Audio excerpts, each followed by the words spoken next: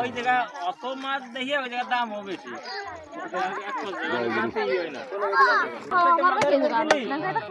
আরো কমে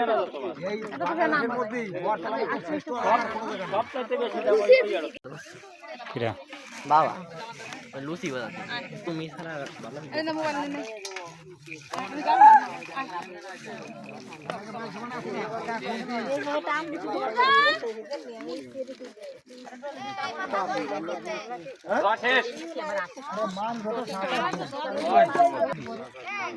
ওরা যে কয়জন আছে? 7 জন কইছিল।